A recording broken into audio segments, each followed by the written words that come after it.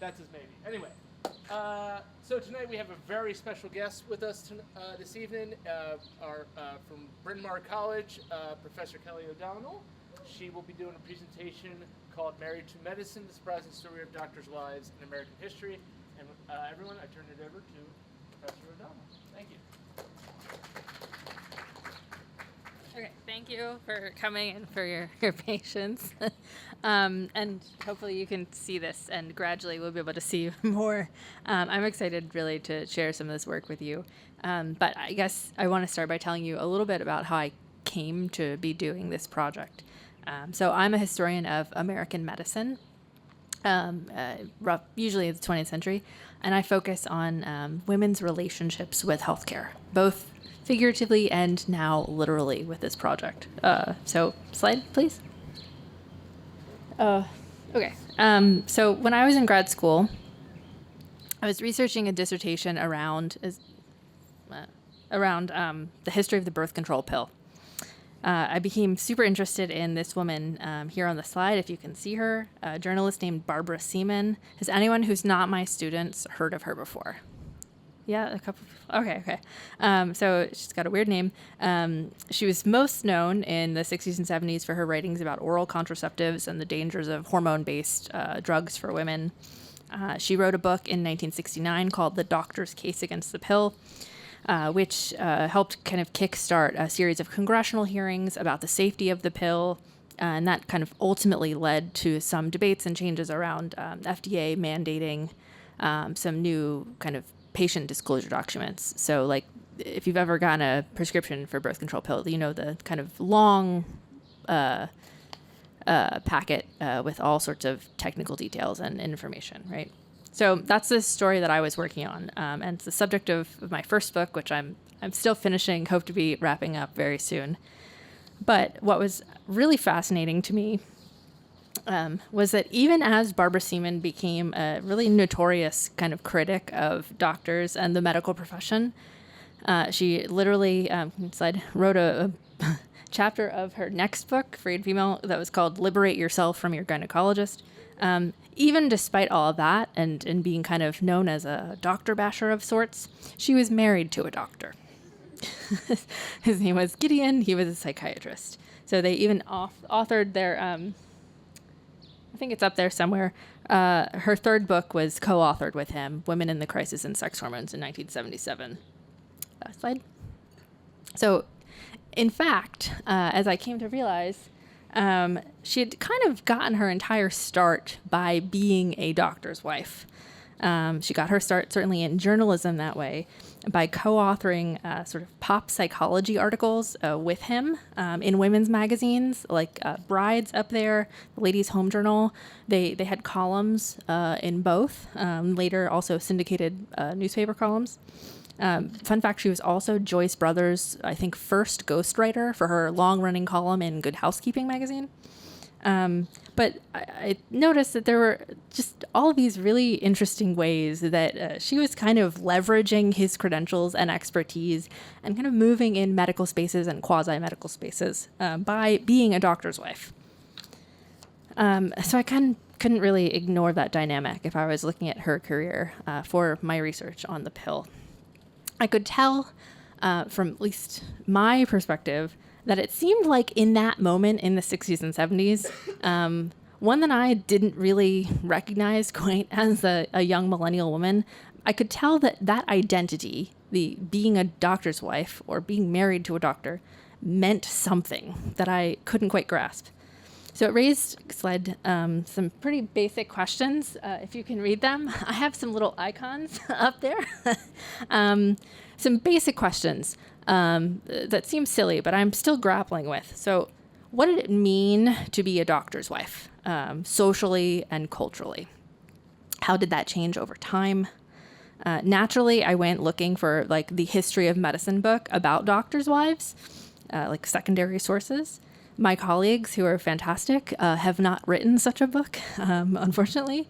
There's plenty of great histories of American medicine and even of women in American medicine, like women physicians, all sorts of things written about Elizabeth Blackwell, for example. Some great histories of nursing.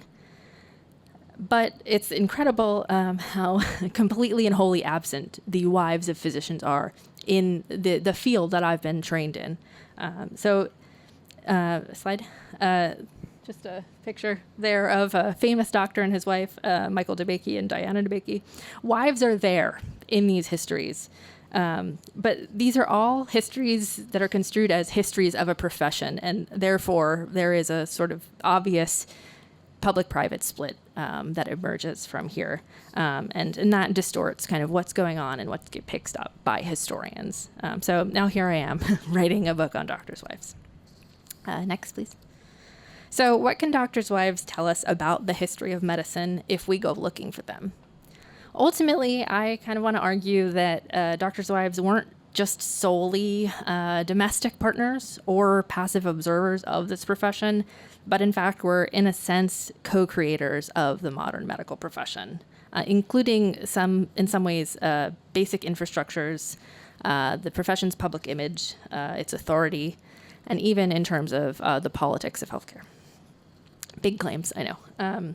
And before I go any further, I just want to say, yes, I know doctors' husbands, doctors' spouses, but particularly when we're talking about an early and mid 20th century context, the doctor's wife was a distinct cultural and social identity and role with a particular place and connotation and valence.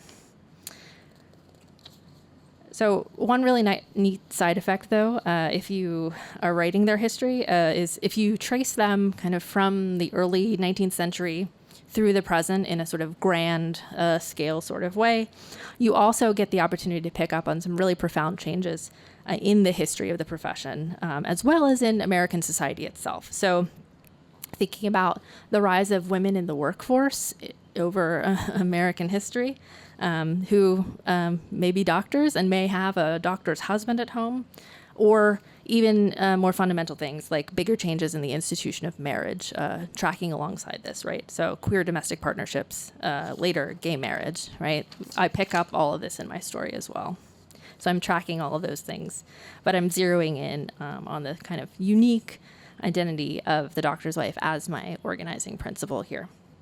So for the rest of my time, I want to take you through some of my research process and share some of the sources and traces I've found about some of the women I've uncovered. Next, please. Okay, so maybe it's just me, and it could be, but my brain initially, when I started thinking about this, went to all of those movies and TV shows, like rom-coms, right, where you've got a female protagonist who's presented with some young doctor, maybe even a young med student or resident, who's a real catch, right? And she should pursue him romantically, right? Or maybe you've got even like a pushy mother trying to force her daughter to be set up with someone, right? He's a doctor, right? It's a very common trope, right? We're all very familiar with it. Next. So I wish you could see these a little better, but this is just a public service announcement. I'm here to tell you, as a qualified professional historian with a PhD from Yale even, that compulsively buying vintage romance novels, the trashier the better, on eBay, is a wholly valid form of historical research. So, no, stay there. Medical romance obviously is still a well-loved genre in both literature and on screen. But in looking at it through a sort of cultural history of medicine lens, something you kind of pick up on is a very clear, like, post-war, like, boom in this genre. Sort of peaking in, I would say, like, the early 60s. The basic trope is obviously marriage to a doctor equals female success. That's your end game in any of these plots. Maybe the protagonist meets him socially. Maybe she's a patient. Maybe she's even a nurse, and that's obviously another common trope. But the pinnacle of these stories, right, the sort of happy ever after, is achieving the identity of a doctor's wife in the end, right? So if you track it a little more granularly, you can also kind of see some neat trends that I am very carefully tracking and kind of geeking out about in terms of the desirability of, like, particular types of professionals over time, right? Like, so it's medical specialties, right? So in this whole genre, roughly speaking, the male lead, the romantic hero, the goal, generally ends from no longer being like a general practitioner, right, sort of in an earlier period of these, to something that's more of a modern specialty, right, particularly surgery, right? Surgeons become like the ultimate end goal romantic figure here. Heart surgeons especially, right? So if you're, we had Michael DeBakey on the other slide, following kind of advances in cardiothoracic surgery, heart transplant, et cetera, that becomes like, really significant, right? So that's another fun bonus for historians of medicine like me. Pop culture is a mirror. And next, please. Okay. So by the late 60s, and especially when you get into the 70s, you get things like Frank Slaughter's Doctor's Wives, which I don't know if anyone's seen this, but it's turned into a film. Gene Hackman and other prominent folks of the era were in it. Everyone in that film is miserable and cheating on each other. And it gets a sort of tone that's darker, more depressing, kind of bleak in a sort of campy Valley of the Dolls style way. And so the trope of the desirable doctor doesn't quite go away once you get into the 70s, but it gets a lot more complicated, right? And this is a sort of herald of this. There's more to the glamour of the profession. There's significant demands and tensions within a medical marriage, as stories in literature and film start to indicate, and nonfiction as well. And this is kind of born out in general histories of medicine. My colleagues have written where we see in this moment a waning of what's referred to by historians as a golden age of American medicine, and an oncoming of significant upheavals and tensions resulting in some reform efforts and just kind of fracturing within the profession of various kinds. In any case, next. The allure of the doctor's wife still lingers, of course. It's there. You can still think of examples. Right now on Amazon, if you wanted to, you could buy this very helpful self-published guidebook, How to Meet and Marry a Doctor, Real Life Tips from Those Who Married into Medicine. As the blurb says up there, which you can finally read, a physician's career is a noble one, and being married to a doctor will offer financial security along with being proud to be the wife of a man who devotes his life to helping others. The author promises to help you begin that exciting journey of finding Dr. Right. And next, please. This is my favorite. I think the best part is the reviews of this. It's incredible. A must-read for women that dream big. 5 stars. Another 5-star review up there. Discussed this exciting book with both my daughters. Suggested they carefully follow the recommendations in the book. Right. So it's still there. Yeah. So that's Harold. Right. So I don't know who Harold is, but you can see this persists, right? And I think to us it seems a little quaint because we've become distant from that in some ways that have a lot to do with women's careers and such. But in any case, from messages like these, you might think, of course, that marrying a doctor is the ticket to a sort of blissful, socially prestigious, financially secure, happily ever after. And that kind of marriage did, as I've found, become an aspirational goal for many women in particularly the first half of the 20th century U.S. For those who succeeded in securing their physician husband, though, married life was often hard work. From doing things like fundraising for hospital construction to even answering patients' phone calls at home in private practices, the doctor's wife was, I've been finding, kind of an essential part of modernizing medical practice. Contributing uncompensated and largely unacknowledged labor, these women were often instrumental in their husbands' professionalization efforts and kind of in the making of medicine into a big business. Next. So up here is a clip from JAMA from the 20s. And I'm kind of getting to the point of, all right, where did I find the real women, not just fictional versions? So fortunately, beginning in the 1920s, there was emerging a really extensive network of sometimes interlinked groups of women who were organizing themselves around the very identity of being a doctor's wife. So I've spent a massive amount of time uncovering all sorts of medical auxiliary groups.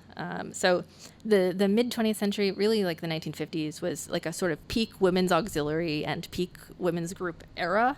And it's going on with all sorts of other women's voluntary associations. But medical auxiliary groups, alongside auxiliaries that were, maybe religious in nature or a social club kind of auxiliary, served as a women's counterpart to the main organization, in this case, the AMA, right?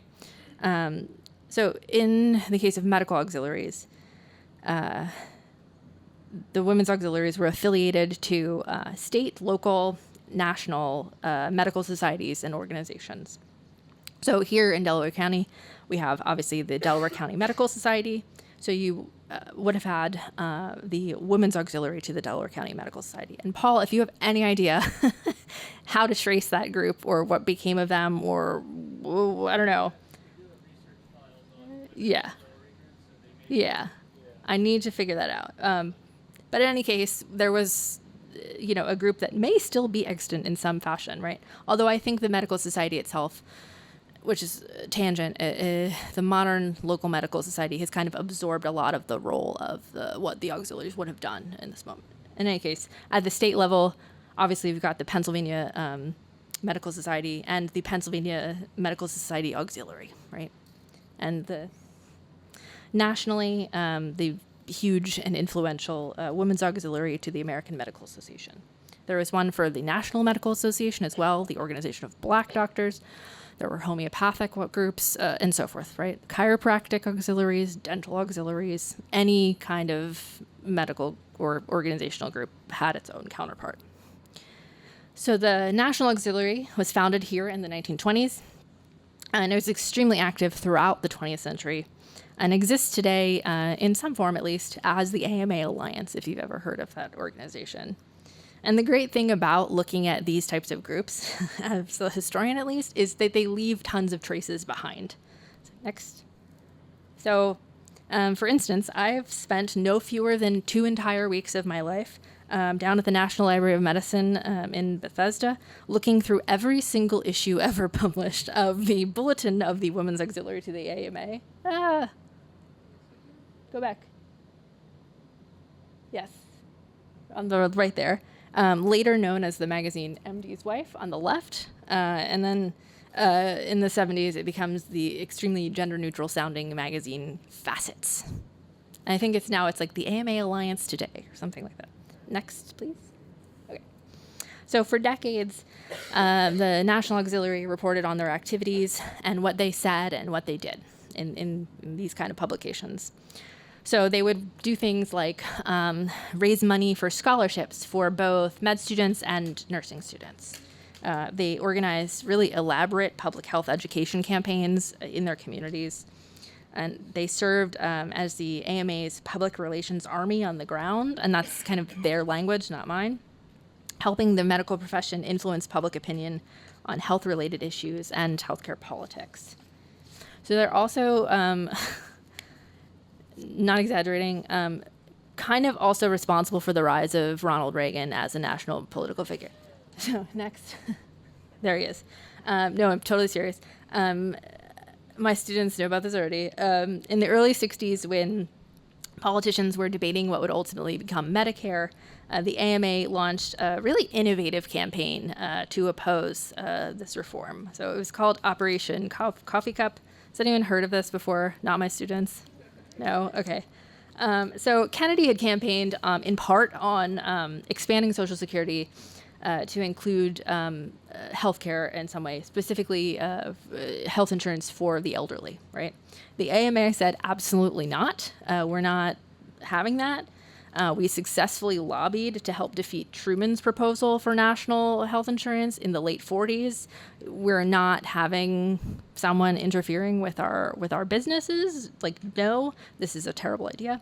So instead, what they did was semi-reluctantly vocally backed a kind of watered down means tested version of the proposed legislation, right? So only for the indigent elderly. And they declared all-out war on any bill, like the King Bill, the King-Anderson Bill, that included universal coverage for the elderly, right? The Medicare program we know today. So the Women's Auxiliary, with its branches all over the country, specifically had a program to encourage its members to hold coffee clutches with their neighbors and friends. So while sipping on their coffee, maybe eating some snacks, they would listen to a specially commissioned record, Ronald Reagan Speaks Out Against Socialized Medicine, and learn about the threat of socialized medicine. So at the time, Reagan, this was pre-governorship of California. He would have been known to them as a radio star, a celebrity actor with a nice, smooth voice. There's a clipping that I have from some Indiana newspaper that's like, the doctors' wives gathered to listen to the sexy voice of Ronald Reagan. It's true. But in any case, it's you can go listen to it. The Reagan Library has digitized it. It's on YouTube, whatever. He warned about how this would be a foot in the door philosophy, slippery slope to socialism, encroachment on physicians' freedom that would lead to inferior medical practice. And he was very persuasive. So and they were also encouraged at these meetings with all kinds of pre-scripted forms to write their congressman then and there to oppose this legislation. So the idea here is that it was kind of an early viral marketing campaign, mobilizing doctors' wives and even their coffee machines in the battle against socialized medicine. Okay, so of course, not all doctors' wives were AMA auxiliary members or any kind of auxiliary members, even if the group had it as a stated goal that they would be. So looking at the group is obviously a very biased sample, right? So it's for this reason that I've turned more recently to sources like newspapers to try and get a more grounded and local sense of what being married to a doctor could look like. So next, please. Okay. So getting into the newspapers, I love this. When she was being interviewed at her home in 1894 about her life as a doctor's wife, a Brooklyn woman was interrupted multiple times by the ringing of the telephone, an instrument that plagued her incessantly. Just then, a sound reached her trained ear, the reporter narrated. That was the telephone. Then came a series of questions over the telephone. When will the doctor be at home? Where is he? Etc. All of which are carefully answered before Mrs. Doctor is at liberty again. Next. So there's the article. It's very much like a kaleidoscope, this life of a doctor's wife, the beleaguered woman explained.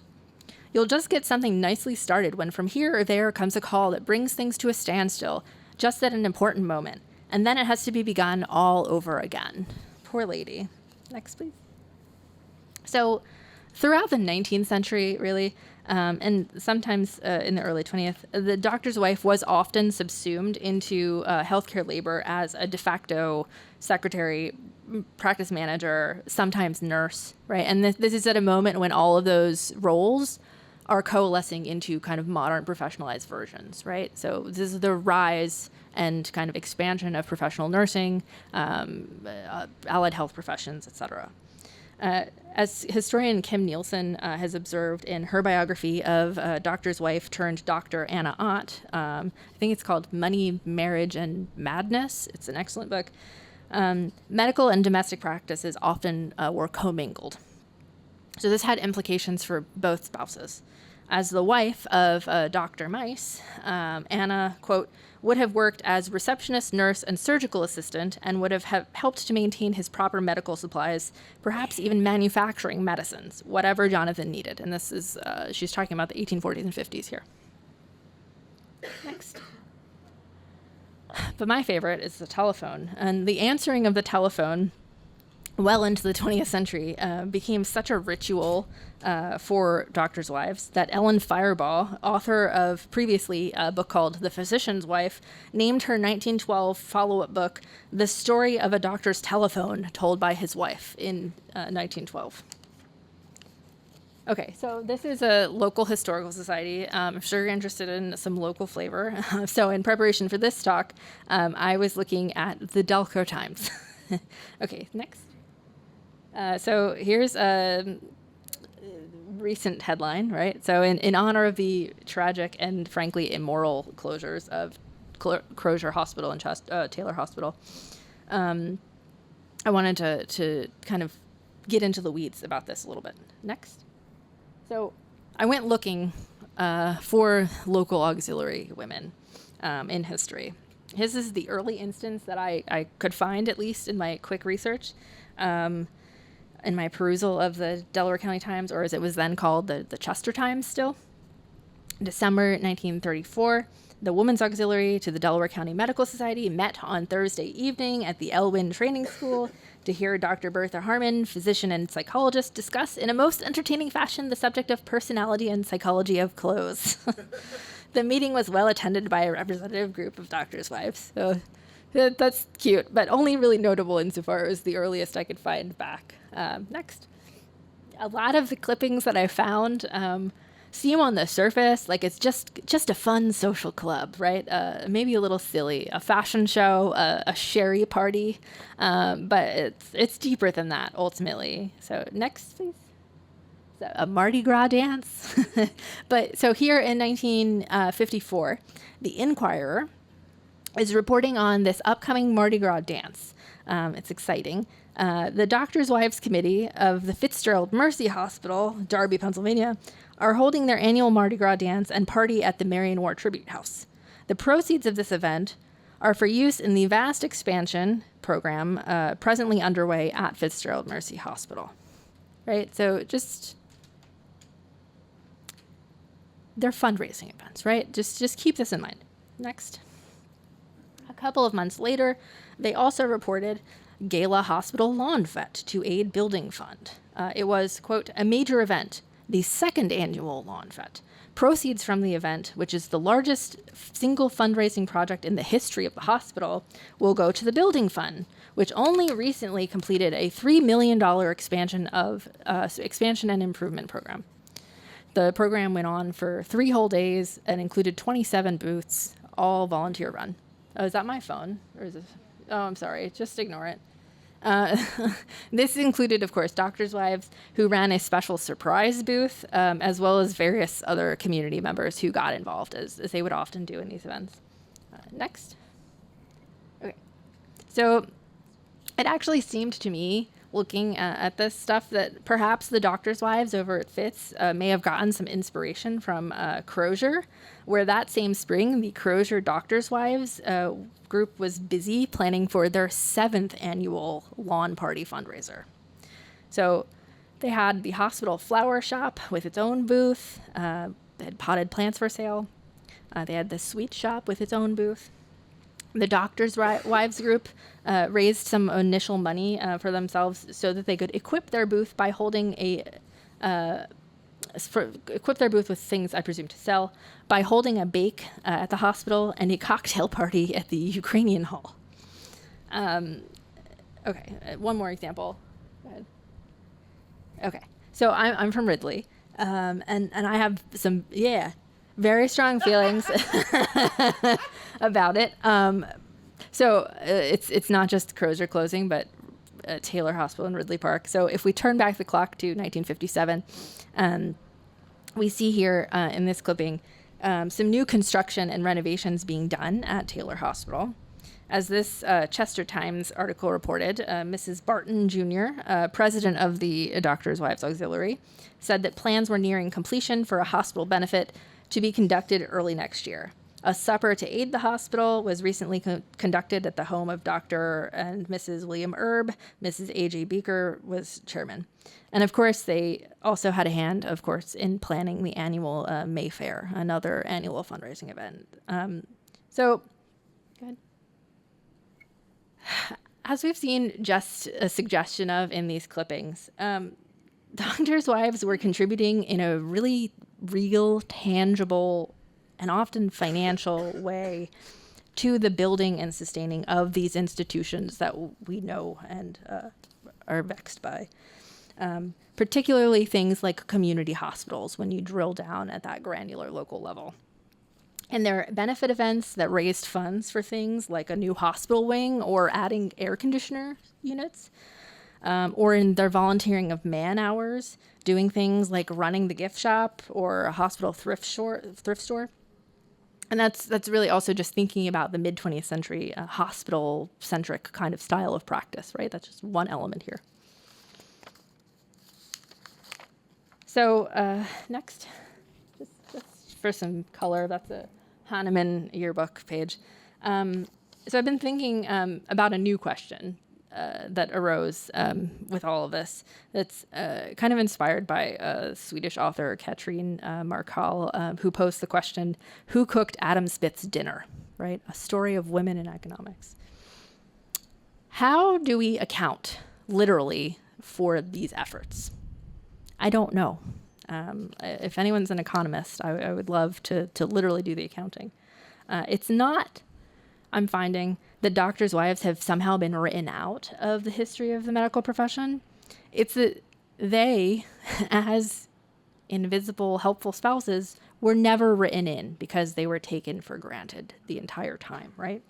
So while we do have an excellent understanding of the professions and the paid labor of women that emerged, like nursing or secretaries or medical assistants and so forth, there's been absolutely no accounting for the wives of the doctors who played such an obvious role in so many various elements of this story. So as a consequence, I'm prepared to argue that we have kind of a fundamentally distorted understanding of the economics and practice of healthcare in this country. So with that in mind, honestly, thinking about the news of recent days, it doesn't surprise me at all that in recent decades we've seen the absolute ravaging of healthcare systems and the disappearance of a lot of our community institutions due to crises of various kinds in a very small but very significant way. Maybe the model of these healthcare institutions just didn't work and never worked, right? So when you pull out something that's been sustaining this for free from the jump, what does that do, right? It's kind of no wonder that we have private equity firms who are super predatory, like Prospect Medical, come in and then kind of further ransack and bankrupt these institutions that were already kind of limping along, right? Maybe those places were never secure as we thought from the beginning, right? If you have someone fundraising for money for a new wing in an era when you've got, what is it, the Hilburton Hospital Construction Act of 1946, right? Like, we have this perception in the history of medicine that this is an era that, like, all these places are flush with cash, right? They weren't, clearly. Doctors' wives, I guess, would say, weren't out there fundraising for renovations at Taylor just for the fun of it or for their own health. So I guess that's the end here. One more slide. That's a cynical note that I'll end on, but I do have a sort of hopeful plea, mostly a plea, which is that as part of this research, I'm hoping to do a lot more research, but particularly I would love to connect with folks and do oral history interviews with folks of different generations who may have been married to medicine or entangled with it in some way. So if you are willing to be interviewed or can pass my name on and my email address to anyone, please do get in touch. I would also love to continue gathering assorted ephemeral things that are not necessarily archived in traditional manners, right? I've got a really good start, for example, on a collection of charity cookbooks by women's medical auxiliaries that I've kind of randomly cobbled together from eBay. Or, I'm looking for things like newsletters or anything that might be hidden away in someone's attic, right? So thank you for listening. Yes. Thanks.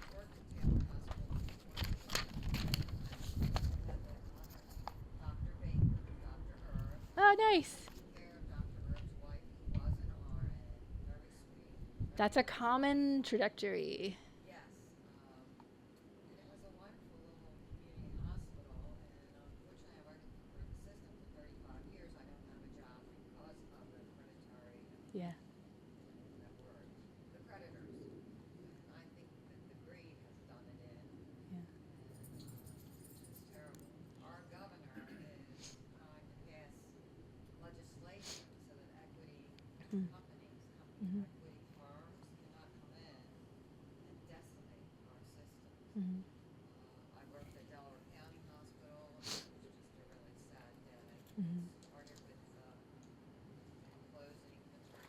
Mm-hmm.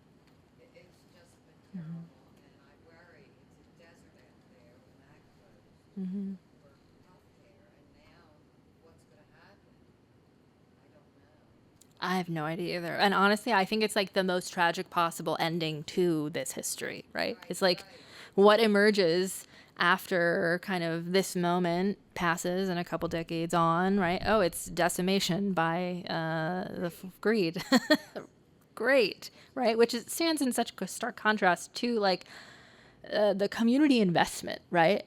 Not that I want people to be like constantly giving of themselves and like forced to kind of volunteer their labor, but like you kind of see a spirit of volunteerism in this story that really is kind of buoying a lot of healthcare at the community level, right? And that's just not quite there anymore. It's replaced by these entities, right?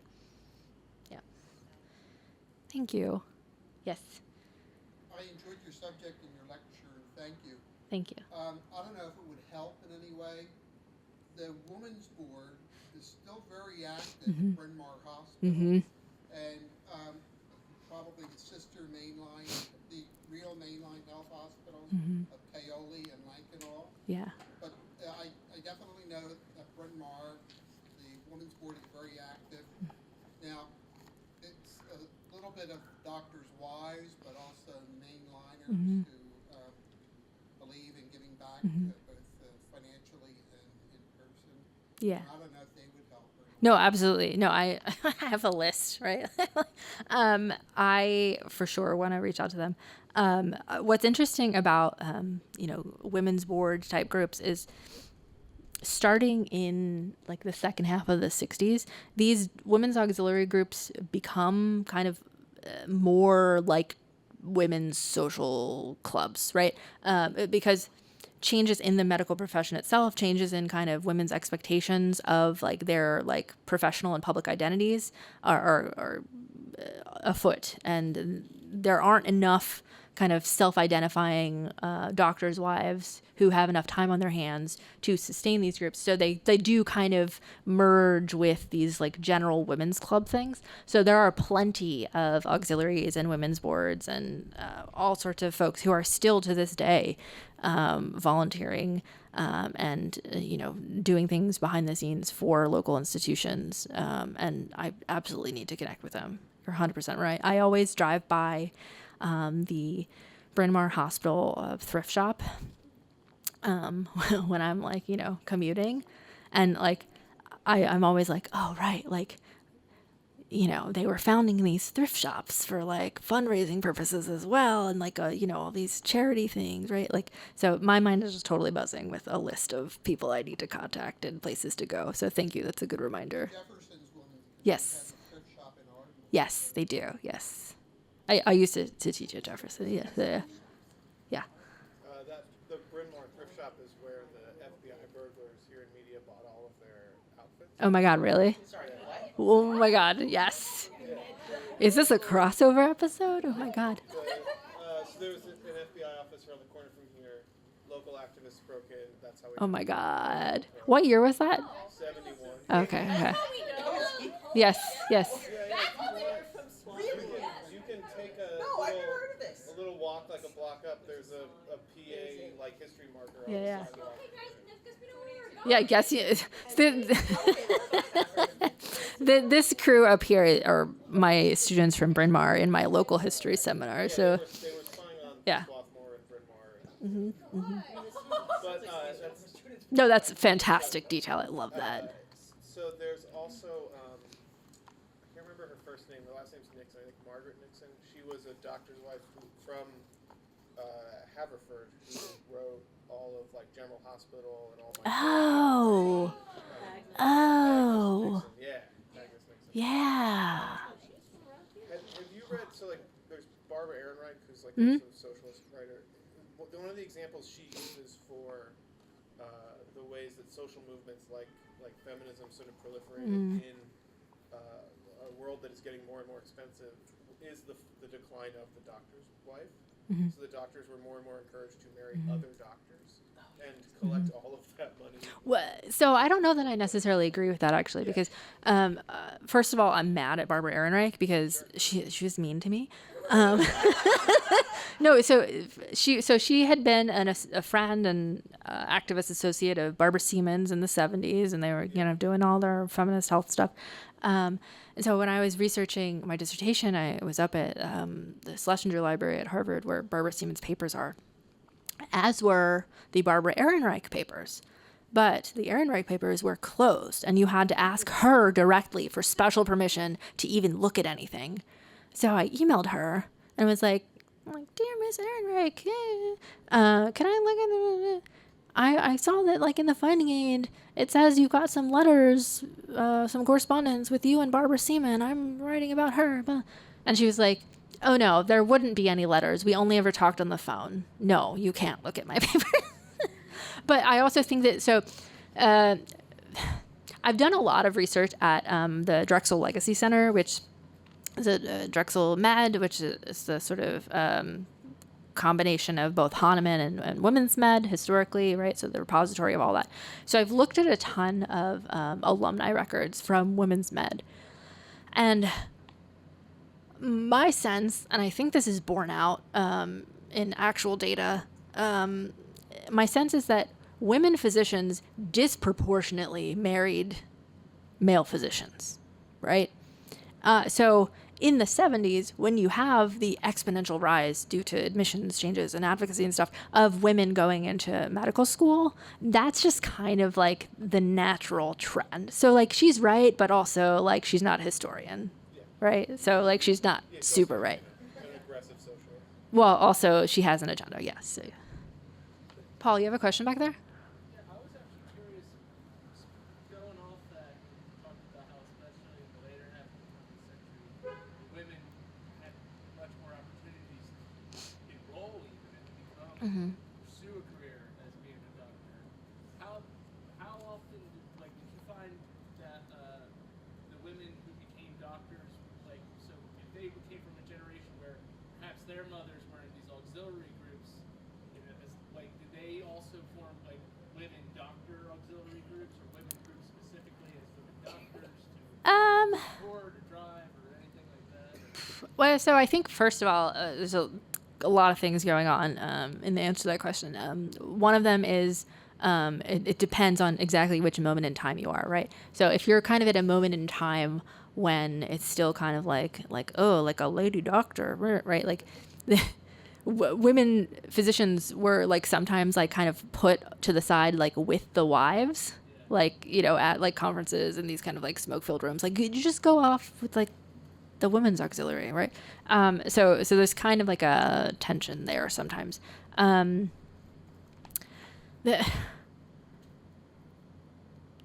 There are like professional like women doctors association, like AMWA, right, the American Medical Women's Association, but I would say that like sort of feminist health critics like both Ehrenreich and Barbara Seaman would say, and I don't know if this is true, that women physicians kind of allied themselves with male doctors rather than women as a way of sort of asserting themselves professionally, right? So there's some of that at play as well. The one group that came to my mind when you mentioned especially Drexel was the Dr. Anna Brumall group. That was, Another historical marker, you guys. but yeah, just if that was like a common thing where they just found that kind of solidarity, and like, or is it just more like, well, now we're all doctors here, we're all trying to become. I think it varied person to person. I mean, like all of those options existed, depending on when and who you are. Yeah. This is maybe a little bit of a sillier one, but you talked about the like doctor's romance novels. Have you looked at all into the like? I don't know when this was. I feel like it's an earlier phenomenon, but like later than what you talked about, but earlier than present day. But like the medical drama TV. Yeah. Which I think is sometimes romance romance focused, but involves Yeah. plots. Heavily, yes. Oh. Heavily. Like, does that have a similar like pattern to the romance novels in terms of like the darker turn in the 70s, or do medical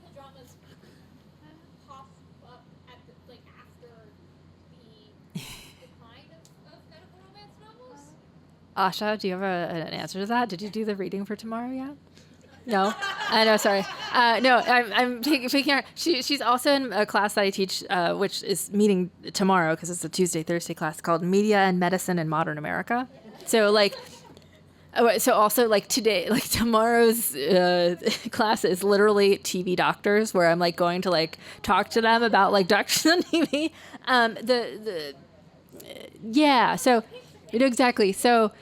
The rise of the medical drama is kind of going along at the same time as this, right? So we've got these like Dr. Kildare, like all these kind of like radio programs starting in like the 30s. Obviously, that takes off in a huge way in the 50s and 60s with like the rise of television, right? So the medical drama itself is a like staple genre, and that's like always been with us since we've kind of had the various media for it.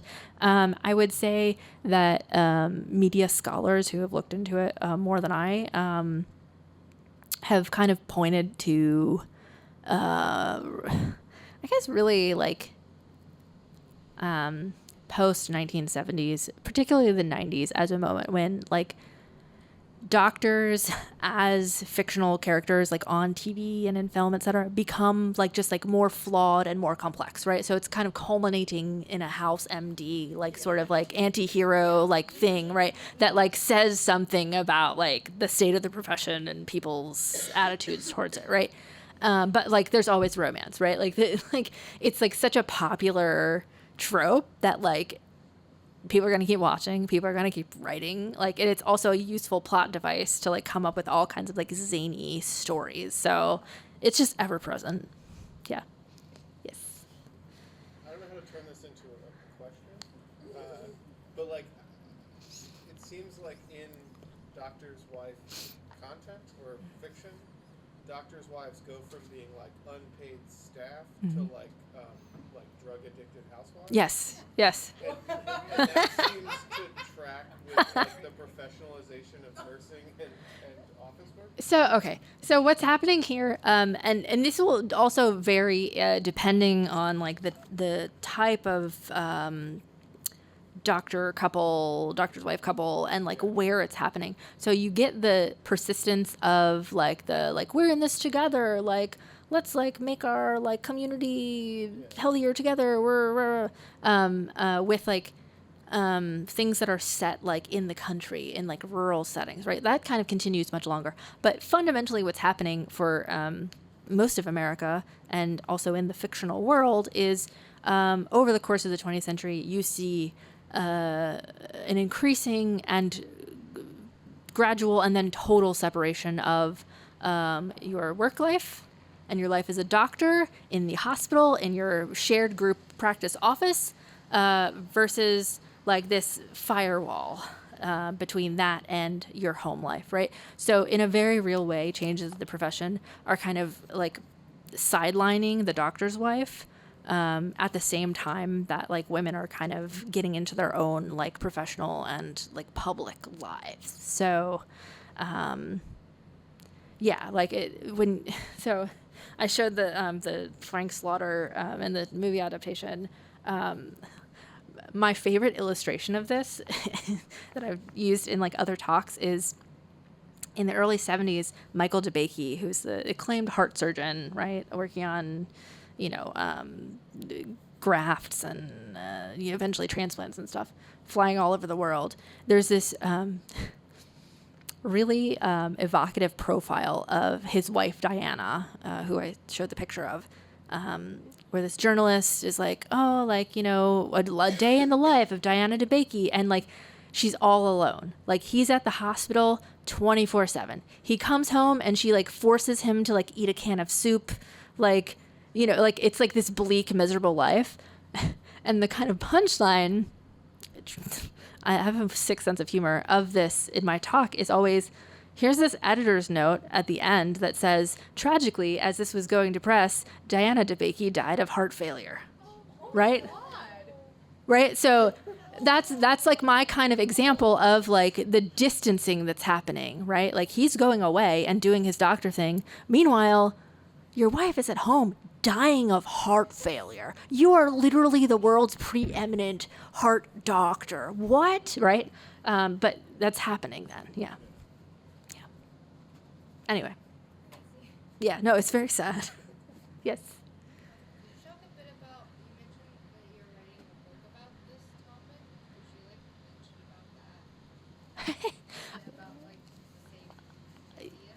Yeah. So I have to finish my book on the birth control pill stuff, but I'm envisioning this as a sort of rewriting of the history of American medicine from the early 19th century, right? So like the AMA, for example, was founded in the 1840s through the present day, right? And I want to use the figure of the doctor's wife to kind of track like the whole history of American medicine, right? Like what would this history look like to us if we kind of rewrote it from this perspective? So that's like something that's going to be like, I want to say like 4 to 5 years in the future.